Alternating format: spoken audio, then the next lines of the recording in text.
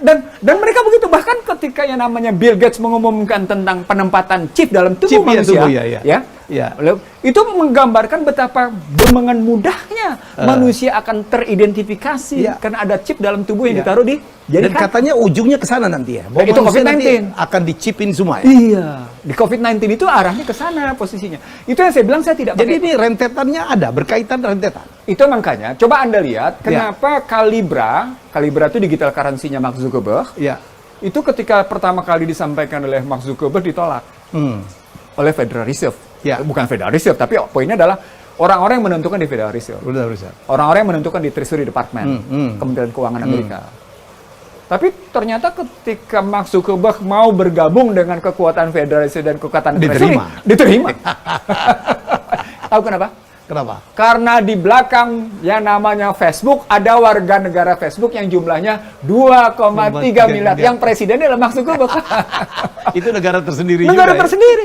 Negara digital. Iya, negara digital tersendiri. Ya kan?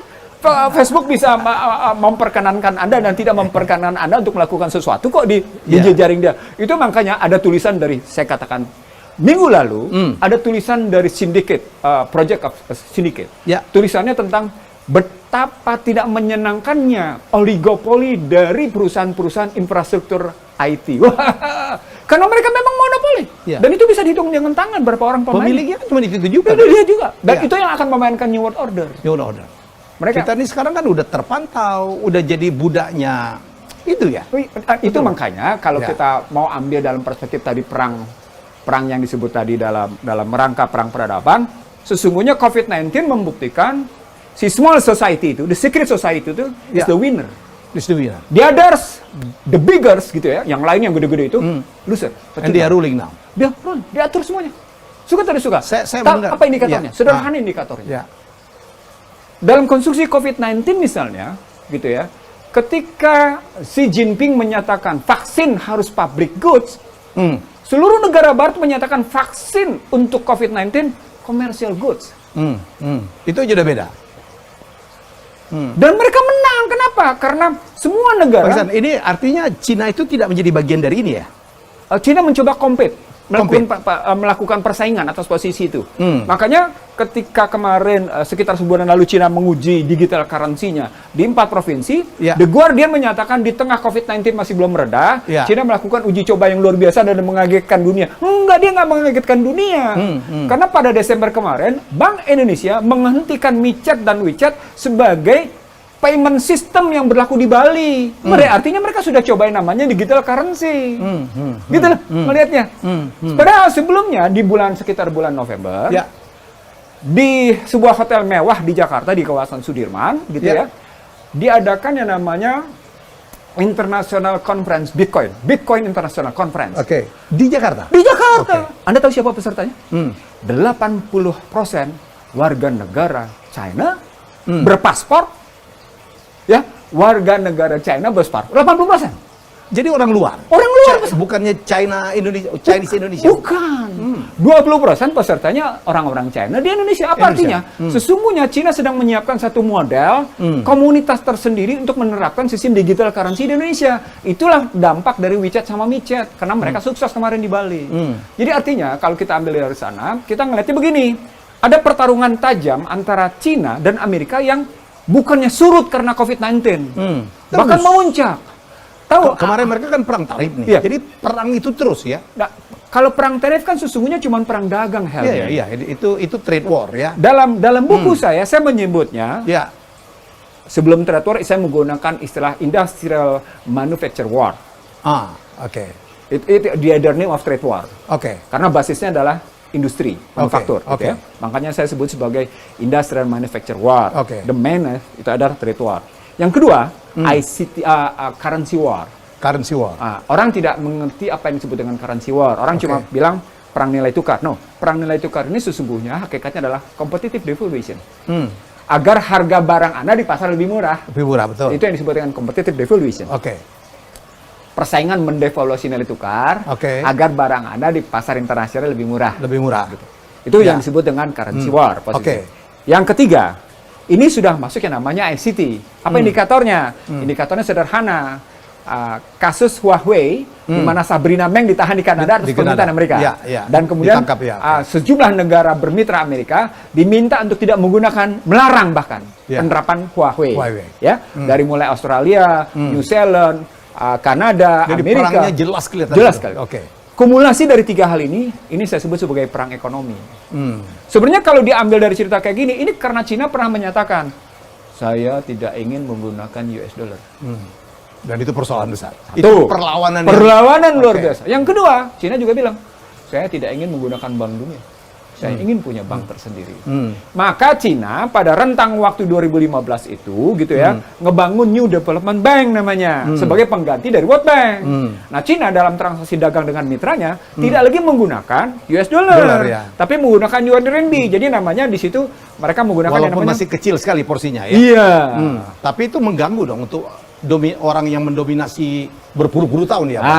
Ketika Anda bilang mengganggu, saya teringat pernyataan Henry Paulson Jr. Henry Paulson Jr. adalah Menteri Keuangan Amerika di era Jatuh Bush yang membail out sejumlah industri keuangan di Amerika pada periode akhir Jatuh Bush 2008. Jadi dari cerita Juli sampai dengan November 2008 itu, Henry Paulson lah yang mengeluarkan uang 300, dia dapat 700 miliar dari Kongres. Terbagi dua. 350 miliar dipakai di era Jatuh Bush, 350 miliar dipakai oleh Obama. Yang saya mau sampaikan, Henry kemarin ngomong, kita nggak usah takut sama Cina yang kayak gitu katanya. Kenapa? Pertama katanya, industri keuangan di dunia tetap menggunakan US dollar. Confidence nih.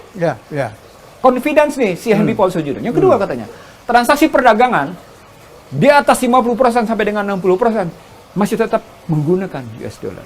Jadi tidak mungkin ya namanya modal digital currency berbasis yuan renminbi berhasil menyingkirkan dolar. Nggak usah khawatir.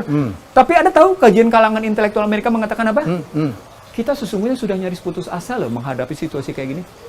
Jadi bermula dari kata-kata West despair. Tapi kemarin Project Syndicate menyatakan American despair. Nah, ini sebenarnya menggambarkan peperangan dari situasi perekonomian baik karena currency war antara US dollar yuan renminbi gitu ya posisi. Perang Internet of Things, perang ekonomi secara murung, sesungguhnya berhubungan dengan posisinya perang dirgantara, perang angkasa. Makanya kemarin ketika yang namanya SpaceX meluncur sukses, orang semuanya tepuk tangan. Karena sebelumnya, Cina gagal membawa Palapa di tahap ketiga.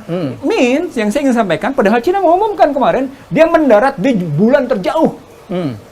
Apa artinya? Kalau Anda sudah bicara angkasa, dirgantara seperti itu, kan Anda seperti menggunakan helicopter point of view. Anda melihat sesuatu ke bawah dengan enak.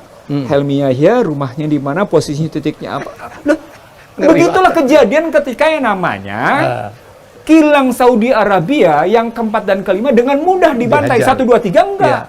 Dengan tingkat akurasi yang sangat tinggi. Jadi ada 3 peristiwa penting bagaimana penggunaan satelit dan drone itu demikian canggihnya. Peristiwa pertama adalah ditangkapnya drone Amerika oleh Cina. Dan ternyata mata-mata oleh Cina Selatan. Yang kedua adalah tadi dibantainya, dihajarnya kilang Saudi Arabia. Yang ketiga Karim Sulaimani dibantai habis. Nah, kemarin dalam cerita yang namanya saling ini, drone pesawat tanpa awak ini, drone ini menjadi mata-mata kemana-mana dan itu bisa terbang luar biasa. Jadi artinya kalau kita mau lihat situasi perang sekarang ini, ini benar yang disebut oleh Bill Gates, perang tanpa pertumpahan darah, tapi melahirkan kekalahan yang luar biasa bagi mereka yang tidak menguasai teknologi. Disinilah orang-orang punya pemahaman agama tidak boleh serta-merta ngomong sembarangan, Helmi. Karena situasi memang situasi perang. Kalau situasi perang, itu kan yang berarti dipukul bukan cuma sekedar yang namanya pengetahuan Anda. Keyakinan Anda juga dipukul, Helmi. Keimanan Anda juga dipukul.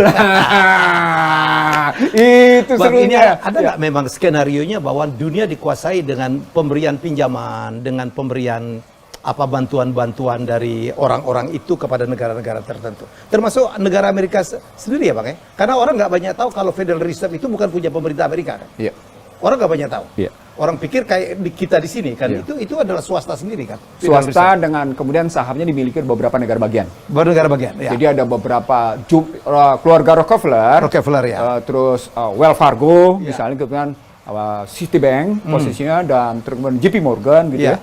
Itu bagian dari jejaring swasta yang punya saham di Federal Reserve posisinya. Beberapa negara bagian seperti New York itu posisinya punya saham ada juga. di situ. Tapi ada pribadi-pribadi juga kan kayak Rockefeller segala macam ya. Itu menarik ketika Anda menyebut ada pribadi, itu berada di belakang institusi-institusi keuangan. Jadi mereka boleh menggunakan kendaraan apa saja, tapi poinnya pada hakikatnya adalah pribadi. Ya, tapi bukan pemerintah aja kan yang punya kan? Betul. Poinnya.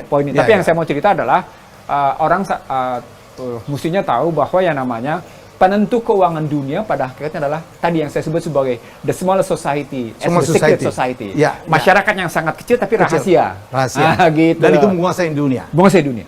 Ya, jadi Bang waktu. Oh iya Pak. Di tulisan Bapak kan katanya gadget ini sebagai pembawa alat pengintai. Alat pengintai. Yang alat pengintai. Ceritanya siapa begini. yang mengintai? Dia punya machine learning di dalam teknologi itu. Machine learning yang ada di dalam tubuh itu. Jadi dia punya ini bekerja sama seperti selnya manusia. Jadi handphone ini mohon izin, ini hanyalah casing yang terlihat di luar. Sama seperti tubuh kita. Tubuh kita ini casing. Tetapi yang menghidupi sel-sel yang ada memenuhi tubuh kita. Betul, Bu? Nah, ini isinya sel semua. Makanya dibilang cellular phone. Pernah nggak ada yang berpikir bahwa ini dibilang cellular phone karena dia belajar dari sel tubuh manusia? Yaitu serem amat. Ya, padahal seolah-olah semua menjadi mudah kan dengan. Itu cuman iklan awal. Itu promosi. Supaya apa? Supaya ibu tertarik menggunakannya. Dan sudah tertarik kemudian etik lagi. Ya, karena nggak bisa berpisah. Inilah yang dibilang sistematis dan akhirnya masif. Masif apa? Semua orang pakai. Terpaksa memakai. Karena sistem. Terkucil. Karena sistematis. Ya, sistematis. Masif memaksa, kita kepaksa makainya. Intensitasnya tinggi. Ya, makanya kalau ini suka bikin pusingnya apa? Ada WA, ada masuk berita-berita segala macam yang hampir nggak sempat mikir. Tetapi kita lihat kan, itu kerekam tuh Bu. Tergantung apa yang dikirimin, gambar porno kah, apakah itu rekam. Dan itu bukan apa namanya, bukan alami, dibikin untuk memprogram kita keluar dari citra Allah, menjadi manusia-manusia yang brengsek. Oh my God. Ini hancur, ini apa jati diri bangsa. Terus kemudian masih apa namanya satu lagi skala besar. Partai besar semua orang memiliki Bu. Dulunya mahal kan Bu. Sekarang sampai level bawah sekali. Seluruh servant juga memiliki ini. Iya. Nah, setelah ini semua masuk, tujuannya apa? Nanti saya kasih tahu dulu. Untuk mengintai karakter kita. Mengukur ini Ibu Siti ini kekuatannya seperti apa? Kekuatan nih, mentalnya seperti apa? Lemahnya di mana? Oh, mata duitan misalnya, oh lemah. Gitu. Dia ngintip situ. Jadi kayak penangkapan itu kan ngintip, gitu kan? Gitu. Dia pelajari kelemahan, SWOT analysis lah kalau Ibu tahu, SWOT kelemahan, strength, weakness, opportunity. Nah, setelah itu kembali data itu dipelajari oleh mereka. Ini adalah peran non fisik sebenarnya. Kalau peran fisik kan kirim orang untuk ngintai wilayah yang mau ditaklukkan kan. Setelah ini kembali lagi laporan, pelajari kapan waktu menyerang yang terbaik. Pada saat seperti apa? Ya pada saat orang terlena, pada saat orang punya euforia yang dipikir hidup ini akan 1000 tahun lagi, terus orang pada membangun kemegahan dunia, lupa Tuhan. Pada saat mana? Pada saat orang sudah lupa Tuhan. Itu saat yang tepat kita masuk. Karena kalau orang masih kuat dengan imannya kepada Tuhan, nggak mungkin jebol. Tidak mungkin jebol. Serem amat. Iya, tidak. Dan dia lihat waktu yang tepat. Betul. 2019 masuk. Betul. Pada waktu saya di dalam di Pondok itu kan enggak Bapak ini enggak. Wah itu ibadahnya jauh lebih bagus daripada setelah pegang. Jadi yang justru saya dulu bisa meledek teman-temannya, you sama saya tuh lebih merdeka saya. You itu dikuasai oleh HP, saya bilang. Tapi saya di sini saya nggak pakai HP. Kalau punya HP, baru mau apa HP bunyi, jadi berhenti. Mau apa? Aku pengen nyari apa. Jadi akhirnya waktu-waktu untuk ibadah pada Tuhan itu dia akan berkurang. Nah ini suatu keniscayaan yang kita hadepin ya Pak ya. Gimana ya caranya untuk ya kita harus, saya nggak tahu bagaimana saya harus mengurangi HP ini supaya ibadah saya lebih bagus lagi gitu misalkan. Ya. Pak, saya akan bertanya Pak, ini buku Bapak. Ini ada gurita. Gurita ini mencengkeram dunia. Tuh ini kok ada N. pahlawan N ini. Ya itu Siapa waktu itu saya bikin begini Bu, bahwa ada kekuatan yang menggurita sedang mencengkeram dunia, yaitu kekuatan global. Termasuk Indonesia ya. Oh jelas, makanya saya tampilkan di situ Gambar Indonesia. peta wilayah geografi Indonesia. Nah kemudian terus saya mengambil gambar wayang, tapi wayang dalam karikatur supaya kelihatan lucu, yang mengalahkan kekuatan global itu. Jadi filosofinya gini, bahwa Indonesia yang bisa mengalahkan Yes. kekuatan global itu. Nah, N itu adalah Nuswantara. Nuswantara. Ya. Bekas Nusantara. Ya, Nusantara itu fisiknya. Ya. Geografi Indonesia itu Nusantara.